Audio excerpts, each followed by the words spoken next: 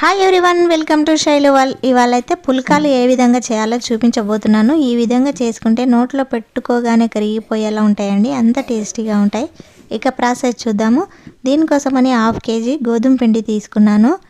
ఇందులో 1 కప్పు పెరుగు, కొద్దిగా సాల్ట్, కొద్దిగా వంట సోడా, అదేవిధంగా 1 టేబుల్ స్పూన్ చక్కెర వేసుకోవాలి. ఇలా వేసుకొని ఈ పిండి మొత్తం కలిసేలాగా కలపాలి చేయితోని.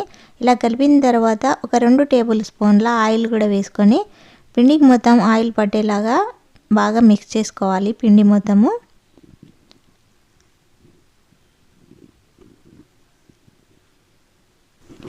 ఇలా పిండి మొత్తం కలిపిన తర్వాత ఇందులో గోరువెచ్చని వాటర్ పోసుకొని పిండి మొత్తం బాగా కలుపుకోవాలి.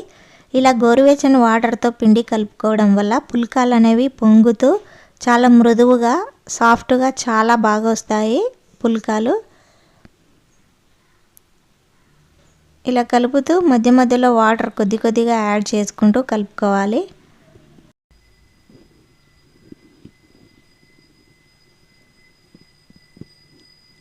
చూసారు కదా, ఈ విధంగా ముద్దలా తడుపుకోవాలండి పిండిని. ఇలా తడుపుకున్న తర్వాత దీనిపైన మూత పెట్టి ఒక 1/2 అవర్ పక్కకు పెట్టుకోవాలి. 1/2 అవర్ తర్వాత మూత తీసి పిండి చూద్దాము. చూసారు కదా, చాలా సాఫ్ట్గా అయిపోయింది పిండి. ఇలా ఉంటే సరిపోతుందండి. ఇప్పుడు ఇందులో కొద్ది కొద్దిగా పిండి తీసుకొని ముద్దలా చేసుకోవాలి.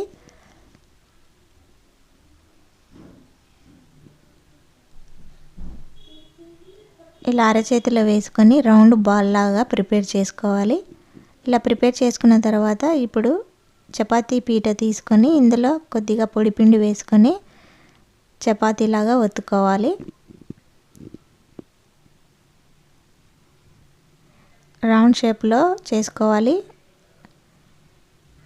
మనకి ఏ షేప్ కావాలంటే ఆ షేప్లో చేసుకోవచ్చు అండి. నేనైతే రౌండ్గా చేశాను. చూసారు కదా, ఈ విధంగా చేసుకోవాలి. ఇలా చేసుకున్న తర్వాత స్టవ్ మీద పెన్నం పెట్టి కాల్చుకోవాలండి. పెన్నం కాగిన తర్వాత దానిపైన పుల్కా వేసుకొని ఆయిల్ అప్లై చేసుకోవాలి.